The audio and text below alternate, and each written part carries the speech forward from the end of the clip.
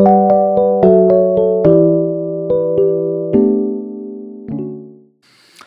오늘 36문을 가지고 로마서 5장 1절 4절 말씀을 바탕으로 해서 함께 말씀을 나누도록 하겠습니다. 우리 지난주에 3주 동안 칭의, 성화, 양자, 칭의, 양자, 성화에 대해서 나눴습니다. 우리 칭의는 아무런 의의가 없는 죄인인 우리에게 그리스도의 의를 하나님의 은혜로 믿음을 통해서 전가시켜 주셔서 우리를 의롭다 칭하신 겁니다. 그때 말씀드렸듯이 죄를 무효화시키는 것이 아니라 우리의 죄는, 우리가 죄 지은 사실은 그대로 있습니다. 우리가 죄인인 것은 그대로입니다. 하지만 그리스도의 의로, 죄가 없으신 그리스도의 의로 우리를 의롭다고 여겨주신 것입니다. 죄인을 여겨주신 거죠, 의인으로. 그리고 그로 말미암아서 우리를 자녀 삼아 주신 것입니다. 입양이 된 거예요. 이제는 죄의 노예, 마귀의 노예가 아니라 하나님의 자녀로 입양을 시켜주신 것입니다. 그렇기 때문에 하나님이 주시는 은혜와 복을 누리는 자녀가 된 거죠. 그렇기 때문에 우리가 교회 안에서, 그리스도 안에서 다 같은 형제입니다. 왜냐하면 우리의 진짜 참 아버지가 바로 하나님 아버지이기 때문에 예수님 안에서 우리가 우리 아버지를 예배하고 섬기는 주의 자녀이기 때문에 사실은 우리가 가족보다도 더 가까운 사이가 바로 그리스도의 안에서의 형제 자매입니다. 그럼 우리가 그 하나님 자녀로서 우리가 하나님 앞에 천국에 가는 그 시간까지 우리는 이 땅에서 어떻게 됩니까? 성화의 여정을 걸어가게 됩니다. 물론 우리가 여기서 아셔야 될 것은 이 땅에서의 완전한 거룩은 없습니다. 그렇게 착각하시면 안 됩니다. 완전한 거는 이 세상에 없습니다. 우리가 완전케 되어지는 그 영화는 우리가 천국에 들어갈 때 그때 완전하게 되는 것입니다. 자, 그러면 우리가 이 말씀에 들어가기 앞서서 지금 현대 사회와 현대 교회의 모습이 어떠한 모습인지 한번 객관적으로 생각을 해보시기를 바랍니다. 지금 현대 사회뿐만 아니라 우리 심지어 현대를 살아가는 이 시대의 그리스도인들도 지극히 보이는 것에만 집중하는 경향이 아주 높아진 시대입니다. 불신자는 말할 것도 없죠. 정말 보이는 것에만 집중합니다. 사람들이 보험 들지 않습니까? 대비해서 암에 걸릴 수 있으니까 암보험을 듭니다. 저는 암보험 없거든요. 근데 어머니가 한번 물어보시더라고요. 그리고 이제 제 동생도 암으로 천국을 갔기 때문에 근데 또 우리가 사람이 또 그렇지 않아요. 또 그런 거 들으면 혹시 또 이런 생각이 들어서 저희 동생도 암 걸리기 3개월 전에 저희 어머니가 그냥 별 생각 없이 가입을 했는데 암이 걸린 거예요. 그나마 그래서 이제 치료비가 됐었는데 그런 얘기를 들으면 혹시 나도 사람이 그렇잖아요. 그렇게 연약한 존재입니다. 그러니까 사람들이 미신이나 무속을 따르는 거겠죠. 사람들이 암보험이나 노후 은퇴 자금 이런 거는 다 준비하잖아요. 준비해야죠, 당연히. 상식적인 거는 우리가 해야 됩니다. 무시하라는 얘기가 아니고요. 그러나 죽음 이후를 대비하는 사람들은 없습니다. 없어요. 그래서 사람들이 교회를 우습게 알고요, 복음을 전하는 사람들을 우습게 합니다. 영원한 것을 대비하는 거잖아요. 예수 그리스도의 그 의로 말미암아 보이는 것에만 집중합니다. 그래서 교회조차도 천국과 지옥과 죄사함에 대해서, 회개에 대해서 말하지 않고 있죠. 두 번째로는 하나님을 아는 지식에 별 관심이 없습니다. 세상 마찬가지죠. 요즘 유신진화론을 가지고 난리인데요. 사람들이 과학 너무 좋아해요. 이제 우주에 가는 시대니까요. 그리고 아까 우리 장로님하고 저희 얘기하다가 동물 신학 이런 얘기도 나왔는데, 사실 신학이라는 것은 누구에 대해서 얘기하는 것입니까? 하나님에 대해서 얘기하는 거잖아요. 삼위 하나님. 근데 지금 얼마나 인본주의화가 되어졌냐면 이 신학이라는 학문조차도 자꾸 사람에 대해서 얘기를, 물론 우리가 인간론에 대한 부분이 있지만 인간론은 철저하게 뭐겠습니까? 죄인이에요, 죄인. 우리가 죄인인 걸 아는 것입니다. 그러니까 우리가 사람들의 관심이 점점 삼위 하나님으로부터 멀어지고 있고 격가지의 관심이 너무 많아지고 있습니다. 그런 시대입니다. 더 하나님을 알아가는 것에는 별 관심이 없죠. 그 결과로 사람들은 현세주의적이고 인본주의적인 삶이 되어져서 살아가게 됩니다. 그게 지금 이 세상의 모습입니다. 그렇다면 오늘 우리가 이런 현실 속에서 어떠한 하나님의 말씀이 우리에게 치료책이 되겠냐 하니까 오늘 로마서 5장 1절을 보십시오.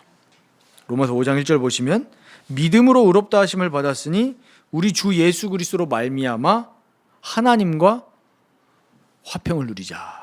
하나님과 화평을 누리자. 이로 어린이 하나님과 화평을 누리라고 했습니다. 자, 오늘 여기에 칭의가 나와 있죠.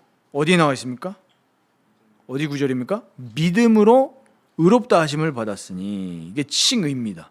그래서 하나님의 자녀가 되어서 어떤 결과가 나타났습니까? 하나님과 화평을 누리게 됐습니다. 그러니까 우리가 하나님과 화평을 누리게 되었다라는 이 진리의 반대편에는 뭐가 있습니까? 그 전에는 뭐였다는 거야? 하나님과 화평을 누리지 못하는 상태였다는 거죠. 성경은 뭐라고 얘기합니까? 하나님과 원수되었다고 얘기했습니다. 하나님과 원수되었던 상태예요. 그러니까 나를 창조하신 신과 하나님과 원수가 되었다니 얼마나 이게 지금 불행한 존재입니까? 인간의 불행은 다른 것에서 오는 것이 아니라 죄로 말미암아 하나님과 단절된 것에서 오는 것입니다. 돈이 없어서도 아니고 옷이 없어서도 아닙니다. 하나님과 원수되었기 때문에 오는 문제를 사람들은 자꾸 다른 것으로 해석하고 있습니다. 그게 광야 백성들이었습니다. 광야 백성들에게 뭐 굉장히 굶어 죽는 것 같았지만 하나님 다 주셨거든요. 매일매일마다 진짜 생각해 보십시오. 매일 내 텐트 앞에 먹을 게 떨어졌단 말이에요. 그거 봤잖아요. 그런데도 뭐합니까? 늘 하나님을 원망합니다. 성경은 뭐라고 얘기합니까? 너희가 광야 백성들 같이 마음을 완고하게 하지 말라. 이렇게 분명히 경고합니다. 근데 하나님 눈에 안 보이니까 하나님 말씀 받으러 올라갔던 모세가 안 내려오니까 뭐 하죠? 자기들만의 하나님을 또 만들었습니다. 그게 금송아지입니다. 지금도 마찬가지예요. 예수 그리스도로 말미암아 하나님과 화평을 누리지 못하니까 교회조차도 뭐가 되어졌냐면은 보이는 것에만 집중하고 현세주의적이고 인본주의적인 삶에 집중하는 그런 교인들을 많이 만들어내는 겁니다. 진짜 영원한 세계에는 별 관심이 없어요. 어느 순간 물론 이 길거리에서 예수천국 불신조 한다는 게 뭐 그게 다 맞다라는 얘기는 아닙니다. 근데 사실 예수천국 불신조 맞지 않습니까? 맞잖아요. 오늘 예수님 뭐라고 말씀하셨습니까? 나를 믿지 아니하면 너희 죄 가운데서 죽으리라 그랬어요. 네. 그 메시지가 전부는 아니지만 사실 맞잖아요. 물론 방법적으로 너무 투박하고 뭐 그런 건 있겠지만 뭐 저도 그렇게 안 하지만 근데 우리가 너무나 지금 현대 교회의 모습은 보이는 것에만 집중하고 있습니다. 하나님과 화평을 누리는 거에 관심이 없죠. 뭐에 관심이 있습니까? 보이는 것에. 보이는 게 내 취직이 잘 되고 내 자녀가 대학 잘 가고 이게 신앙생활의 모든 것이라 생각하고 실제로 내가 의롭게 되어서 하나님과 화평을 누린 그 경건 생활에는 별 관심이 떨어지는 시대입니다. 그 증거로 뭐가 안 팔립니까? 성경책도 안 팔리고 경건서적도 안 팔려요. 출판사들이 망하게 생겼습니다. 왜요? 관심이 없고 있는 사람들. 옛날에 기억하실는지 모르겠지만 옛날에 뭐 있었습니까? 물론 시대가 바뀌긴 했지만 기독교 서점들 많았잖아요. 그럼 사람들이 뭐 합니까? 가서 성경책도 사고 거기서 좋은 책도 사고 그랬어요. 저도 그 기억이 있거든요. 근데 요새 사람들 토요일 날 뭐 합니까? 장로님 토요일 날 뭐 하십니까? 전사님 토요일 날 뭐 하십니까? 우리가 예전에 그래도 토요일 날 뭐 했냐면요. 주일을 준비하는 시간이었단 말이에요. 근데 요새 교육자 가족들도 안 그렇더라고요.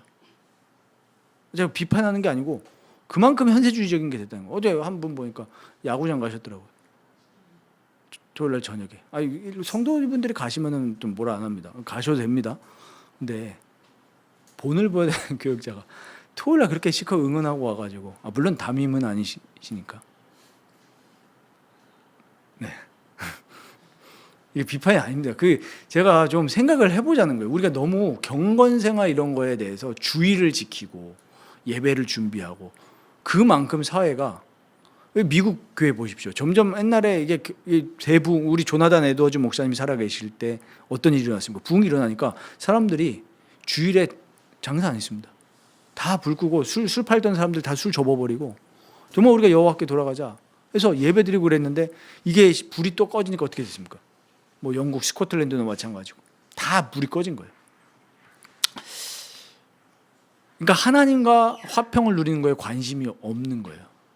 그러니까 이제 그렇게 주일날 토요일날 밤에 막 야구 우리 지역의 팀을 막 응원하고 실컷 소리 지르고 토요일날 밤에 기도가 되겠습니까?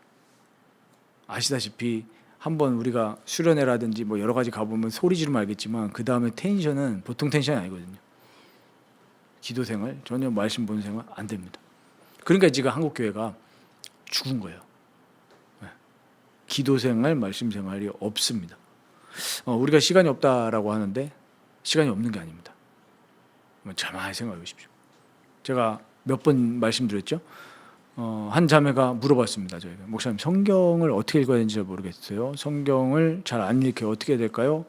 라고 하는데 제가 그 다음 주에 한 주간 고민하고 그 다음 주에 얘기한 게 자매 근데 방법적인 거 이전에 우리가 진짜 하나님을 사랑하는지를 질문을 해야 된다. 하나님을 사랑하면은 찾게 돼 있습니다. 찾게 돼 있습니다. 우리 예전에 다 젊으셨을 때, 뭐 지금도 젊으시지만 어리셨을 때 생각해 보십시오. 하고자 하면은 다 길이 열려요.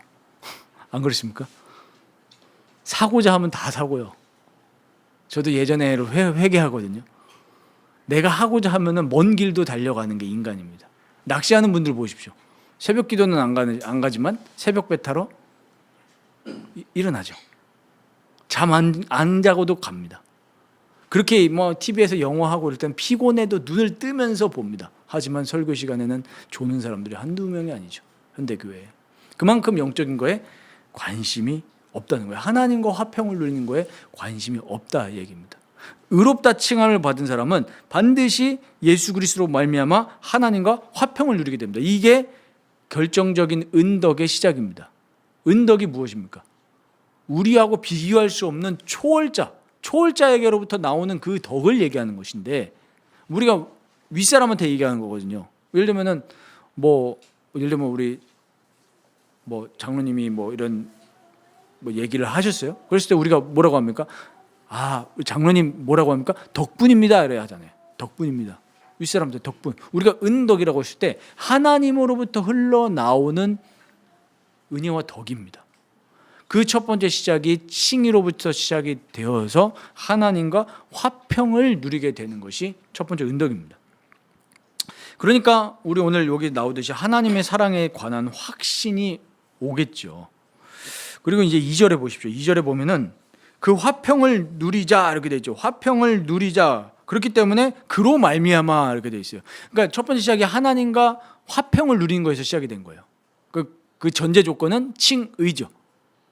죄가 없어야 하나님과 교제할 수 있으니까 의롭다 칭함을 받고 하나님과 화평을 누리게 되니까 그렇기 때문에 믿음으로 서 있는 이 은혜에 들어감을 얻었다. 방편이 뭡니까? 믿음이에요. 믿음. 우리가 믿음으로 서 있는 은혜이기 때문에 믿음 생활이 안 되면 앞으로 나오는 이 뒤에 은덕들을 잘 못 누리게 돼요. 그러니까 이 믿음을 강화시키기 위해서 우리는 경건 생활에 힘써야 되는 것입니다. 이 믿음을 강화시키지 못하면 그 다음에 나오는 게 뭡니까? 하나님의 영광을 바라고 즐거워하느니라. 이 생활이 안 되겠죠. 그래서 우리는 말씀과 기도 생활을 부지런히 행함으로써 우리의 믿음을 성장시켜서 하나님의 영광을 바라고 즐거워하는 신자가 되어야 된다는 것입니다. 그런데 하나님은 그렇게 우리를 만들어 가십니다. 그게 바로 칭의와 양자와 성화에서부터 흘러나오는 덕입니다. 우리가 하나님의 영광을 바라고 즐거워한다고 했을 때 이 하나님의 영광이 뭐겠습니까? 여러 가지가 있겠지만 하나님의 그 존재 자체로 우리는 경외함과 위엄을 느끼게 됩니다. 그것이 우리가 말씀 앞에 무릎 꿇을 때, 성령님께 도움을 구할 때 그 사실을 하나님은 체험해 나가게 해야 돼요. 그러니까 기도하지 않는 사람은 하나님의 기적을 모릅니다. 기도한 사람은 응답인 거 알아요. 저는 요즘에 이렇게 기도하면서 느낀 게 뭐냐면, 모든 것은 하나님의 손에 있다. 정말 도무지 너무나 계산적이고 인본주의적으로 사는 저를 깨트리시려고 하나님은 뭘 하시냐면 방법을 사용하시는 거예요. 야, 봐라. 너는 내게 부르짖으라 했잖아요. 내가 알지 못하는 크고 은밀한 일을 너에게 보리라. 봐봐라. 보는 거예요. 와, 정말 모든 것은 하나님의 손에 있구나. 인간의 계산에 있는 게 아니구나. 하나님이 만나게 하시고 문을 여시고 복음 전할 사람들을 만나게 하시고 모든 거 뭡니까? 하나님 하신 것이구나. 인생은 하나님의 손에 있구나. 근데 우리가 기도하지 않는다면, 믿음 생활을 힘써 행하지 않는다면 이 하나님의 존재에 대해서 우리는 못 느끼면서 살아가게 됩니다. 이 하나님의 존재 자체가 하나님의 영광입니다. 그리고 하나님의 위엄과 하나님의 신실하심을 우리가 바라고 즐거워한다. 바라야 돼요. 그러니까 정말 이 하나님의 자녀로서 믿음에 서 있는 사람은 다른 걸 바라지 않고 하나님의 영광을 바란다는 거예요. 여기에는 우리가 하나님의 기적도 포함됩니다. 우리 삶에 하나님이 기적을 행하셔야 될 때가 있거든요. 사방팔방으로 묶였을 때 우리 뭘 바라야 됩니까? 물론 우리가 성실하게 살지 말라 이 얘기가 아닙니다. 그런데 지금 우리 한국의 기독교는 뭐냐면요, 너무 지식화됐어요. 하나님의 기적을만 바라면서 내가 열심히 성실하게 안 사는 것도 문제죠. 그러나 우리가 열심히 할 거 하면서 성실하게 하면서 뭐 해야 됩니까? 하나님의 기적을 바라지 않으면 안 되는 존재들이에요, 사실. 보십시오. 예를 들면 제가 설교 준비를 한다고 가정을 하고, 당연히 제가 뭐 해야겠습니까? 일주일 동안 성경 보고 기도하고 연구하고 해야겠죠. 이거 제가 해야 될 의무입니다.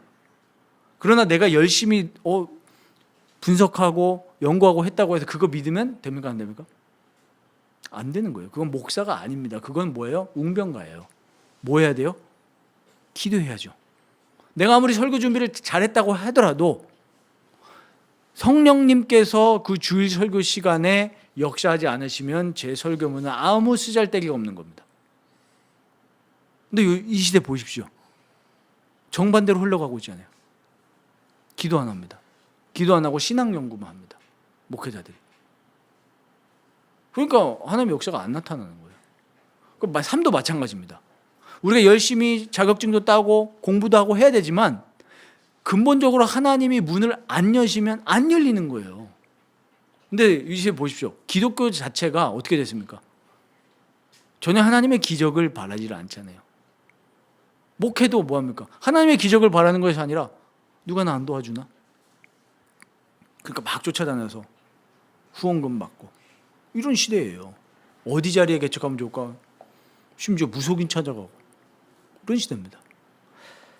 하나님의 영광을 바라지 않는다는 거죠. 그러니까 당연히 하나님의 영광으로 즐거워할 수가 없겠죠. 이 세상에서의 잠깐의 육신의 소욕과 쾌락만 보면서 즐거워할 수밖에 없는 겁니다. 비참한 인생이죠. 그래서 우리가 그 다음에 보면은 이렇게 하나님의 사랑에 대해서 확신하고 우리 양심에 하나님이 평안을 주시고 이해할 수 없지만 성령께서 우리에게 기쁨을 주시면서 우리 은혜를 키워나가시면 우리가 어떠한 자세가 됩니까? 우리 3절부터 보시면 나옵니다. 인내가 나옵니다. 견디게 됩니다. 우리 성도의 견인, 우리 칼빈의 5대 교리 중에 성도의 견인 아시죠? 이거를 견인을 자꾸 어떻게 생각하시냐면 견인차로 생각하시는 경우가 많아요. 근데 견인은 그게 아닙니다. 말 그대로 우리 그 영어를 보면은 보존이거든요. 하나님께서 우리 구원받은 하나님의 자녀를 어떻게 하신다고요? 붙드신다는 겁니다. 보존하신다는 거예요. 그러면은 우리가 할 게 없냐? 그냥 맹목적으로 로봇처럼 끌려가는 것이냐? 그게 아니죠. 하나님이 붙드시고 보호하시기 때문에 우리는 그 확신을 가지고 견디고 인내하는 것입니다. 그게 성도의 견인입니다. 견딜 수 있는 힘을 주시죠. 그래서 오늘 뭐라고 나옵니까? 환난 중에도 뭐 한다고요? 즐거워하나니. 환난 중에 계십니까? 왜 다 환난 중에 계시잖아요. 저도 마찬가지고요. 우리 다 인생이 환난입니다. 힘들죠. 우리가 때로는 정말 원치 않은 질병에 걸리기도 하고 가족을 잃기도 하고 뭐 우리가 부모님을 잃거나 자녀를 잃을 수도 있고 뭐 여러 가지 환난 중에 있습니다. 환난 중에도 어떻게 한다고요? 즐거워하나니. 근데 그 전제 조건은 아까 칭의로부터 시작이 되는 겁니다. 보십시오. 칭의로부터 시작돼서 하나님과 화평을 교제를 누린 거죠. 그로 말미암아 하나님의 영광을 바라고 즐거워하기 때문에 환난 중에도 즐거워할 수 있다는 거예요. 그리고 어떻게 됩니까? 환난은 뭘 가지고 온다고요? 인내를 가지고 온다. 인내는 우리에게 뭘요? 연단. 그러니까 하나님이 나를 훈련시키는구나. 아까 저희 아내도 얘기했지만 하나님이 마음은 아픕니다. 개인적으로. 참 나 때문에 고생이구나 이런 생각을 하지만 또 한편으로는 또 우리를 이게 깎으시는 거죠. 깎을 때 시간이 필요합니다. 우리 그 유럽에 가보시면은 우리 레오나르도 누굽니까? 갑자기 생각. 레오나르도 다빈치. 처음 제가 디카프리오라고 얘기하면 다빈치죠. 디카프리오는 영화 배우고 다빈치 그 조각해 놓은 거 보셨죠? 와, 이건 보면서 실제로 가보진 않았지만 인터넷에 보면은 저희 이제 로아가 딸이 미술 좋아하니까 가끔 이런 거 얘기하거든요. 그럼 보십시오. 핏줄, 근육 이런 게 정말 움직이는 것처럼 생각이 있지 않습니까? 근데 그걸 깎을 때 얼마나 이 작가가 땀을 흘리고 고생을 했겠습니까? 뭐 다쳤을 수도 있고 작품이 만들어지는 거예요. 마찬가지로 우리가 힘들지만 하나님의 영광을 바라고 즐거워하고 있으면 환난 중에서도 즐거워할 수 있고 인내할 수 있고 연단을 가지고 오고 연단은 우리를 어떻게 합니까? 소망을 이루게 합니다. 우리는 이 세상에서 삶은 계속 그리스도 예수 안에서 하나님을 바라보고 즐거워하면서 견디고 인내하고 기뻐하는 삶입니다. 그게 복음이에요. 그래서 우리 베드로전서 1장 5절에서 8절을 보시면 우리 인내에 대해서 시험에 대해서 아주 우리에게 명쾌하게 얘기하고 있습니다. 5절 보시면 너희는 말세에 나타나기로 예비하신 구원을 얻기 위하여 믿음으로 말미암아 하나님의 능력으로 보호하심을 받았다. 보호하심 속에 있다는 거예요, 우리가. 그렇기 때문에 6절에 그러므로 너희가 이제 여러 가지 시험으로 말미암아 잠깐 근심하게 되지 않을 수 없으나 오히려 크게 기뻐하는도다. 그러니까 여러 가지 시험이 와요. 그러니까 우리에게 근심하게 되는 일들이 오지만 기뻐할 수 있다. 왜 그렇습니까? 너희 믿음의 확실함은 불로 연단하여도 없어질 금보다 더 귀하여 예수 그리스도께서 나타내실 때 칭찬과 영광과 존귀를 얻게 할 것이니라. 불로 연단하여도 없어질 금보다 우리의 믿음의 확실함이 더 귀하다라는 것입니다. 우리는 이 믿음을 자꾸 성장시키는 일에 힘써야 돼요. 그러니까 믿음을 강화시키려면은 그러니까 말씀과 기도밖에 없습니다. 성령님의 은혜가 있어야 이 믿음을 가지고 내 죄를 이기고 세상을 이기고 마귀에게 주는 유혹에서부터 승리할 수 있습니다. 그러니까 하나님이 우리를 붙드신다는 걸 알고 우리가 해야 될 것은 뭐냐면 그 약속, 하나님이 그 약속을 이루시는 신실하신 분이기 때문에 보장됐기 때문에 가만히 있으라 얘기가 아닙니다. 열심히 뛰어야 돼요. 전신갑주를 입고 뛰어야 돼요. 군사처럼. 우리 어제 혹시 경기 보셨습니까? 좀 풀 버전을 보기가 힘든데 그 우리 축구 강국들이 좀 있잖아요. 유럽하고 이렇게 남미에 보면은 어제 일어나서 깜짝 놀랐어요. 뭘 놀랐냐면 그 아프리카에서도 우리가 들어보지 못한 나라, 섬나라인데 카보베르데라는 그 나라가 있는데 인구가 50만인가 그밖에 안 돼요. 50만이면 우리나라 한 시도 안 되거든요, 인구가. 근데 그 팀이 돌풍을 일으켰죠. 비록 떨어졌지만. 근데 상대가 어디입니까? 우리가 흔히 말하는 뭐 하나님은 아니지만 축구의 신이라고 하는 메시. 사람들 메신이라고 하죠. 메시가 있는 나라한테 3대2로 졌어요.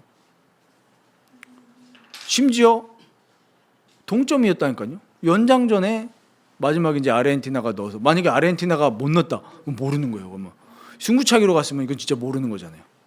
그러면은 진짜 대이변이 발생할 수도 있을 텐데 전 그걸 보면서 뭘 느끼냐면 그렇다. 우리에게 승리가 정해져 있습니다. 최고 승리가 정해져 있는데 나태하게 있으면 안 돼요. 근데 아르헨티나가 결국에 이길 수 있었던 이유는 누가 보면 자기들도 솔직히 말해서 공은 둥글다지만 아르헨티나 선수들 뭐 할 거예요 생각으로. 우리가 이기지, 우리가 16강 간다 생각하겠지만 저는 보면서 이 아르헨티나 선수들도 정말 열심히 뛰는 거예요.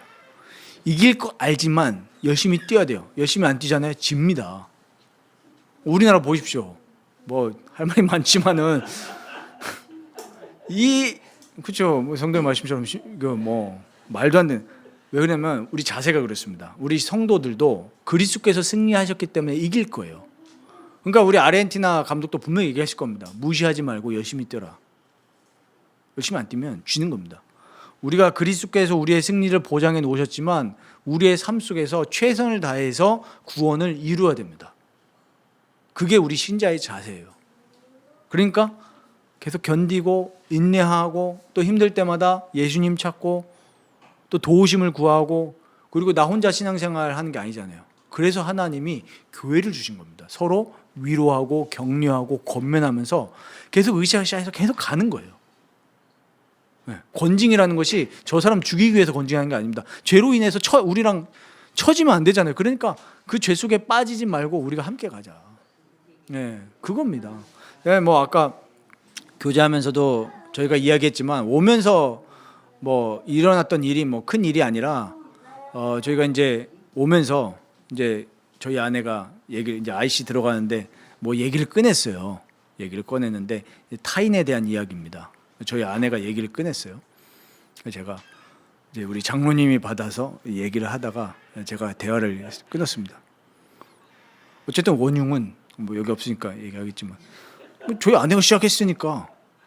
그래서 아니 우리가 다른 날에도 남 얘기하는 건 지양해야 되겠지만 우리 주일인데 사랑하는 사모님, 우리가 그 얘기는 아예 시작을 안 해야 되는 게 맞다.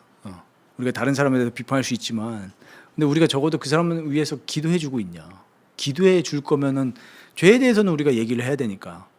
그리고 사실 죄보다도 죄도 아니고 성향이기 때문에 우리가 다른 사람의 성향이 나랑 다를 수도 있고, 그래서 우리가 그런 얘기 하지 말자 하는데 뭐 감사하게 제가 얘기했습니다. 감사하게 뭐 이럴 수 있잖아요. 뭐 너는 그러면 남 얘기 아니냐 이러면은 할 말 없죠. 근데 감사하게 저희 아내는 회개합니다 이러면서 오더라고요. 그래서 우리 그런 겁니다. 우리가 죄에 대해서 뭐 이거 아주 작은 얘기지만 뭐 우리가 결국에는 끝까지 하나님 나라 가는 그날까지 경주하고 인내하고 해야 되기 때문에 같이 위로하고 격려도 하고 또 보듬으면서 때로는 죄를 지으면 그 죄 때문에 우리가 하나님의 영광을 보지 못하잖아요. 이러면은 뭐 예를 들면 거기서 제가 그걸 끊지 않았다면 계속 그 사람에 대해서 계속 얘기하다 그거 30분 동안 얘기하고 오면 우리가 예배가 되겠습니까? 안 되잖아요. 그러니까 뭐 제가 잘났다 그 얘기가 아니라 목회자로서 해야 될 것은 성도들이 죄 가운데 빠지지 않고 하나님의 영광을 바라고 즐거워할 수 있도록 안내하는 그런 가이드이기 때문에 그 얘기를 했습니다. 그래서 우리가 결론적으로 우리 칭의와 양자와 성화는 하나님으로부터 온 것입니다. 우리의 공로가 절대 없습니다. 사람들은 뭐 믿으면 구원받는다 맞죠? 근데 우리 믿음이 아닙니다. 사실은 하나님이 믿음을 주신 거지. 그 믿음을 통해서 의를 우리에게 주셔야 되기 때문에 믿음이라는 그 통로를 우리에게 주신 것뿐이지 우리의 공로는 1도 없습니다. 그렇기 때문에 우리는 늘 하나님의 전적인 은혜에 대해서 마땅히 찬송해야 됩니다. 아침에 눈 뜨실 때 하나님 은혜에 대해서 생각하십니까? 우리 너무 당연하게 일어나잖아요. 오늘도 하나님이 호흡을 주셨군요. 우리 그 고백을 해야 됩니다. 그리고 그리스도께서 죽으심으로 말미암아서 우리가 의롭게 됐다는 사실을 늘 묵상하시고 그로 말미암아 우리가 양자 하나님의 자녀가 됐다는 사실을 늘 기억하시고 묵상하시기 바랍니다. 그것만이 우리의 믿음을 증진시켜서 하나님으로부터 흘러나오는 그 은혜의 빛, 그 다음에 하나님이 주시는 은덕들을 가지고 끝까지 견딜 수 있습니다. 그리고 끝까지 싸울 수 있게 됩니다. 승리할 것입니다. 하지만 믿음 생활에 힘써 하셔야 됩니다. 내 믿음 생활 좀 게을리하면 안 되나 이럴 때마다 아까 제가 말씀드린 축구 경기 생각해 보십시오. 그 작은 약소국가 이기려고 해도 강팀도 열심히 뛰어야 됩니다. 뛰지 않으면 못 이겨요. 그래서 우리 디모데서에 바울이 그 얘기하지 않습니까?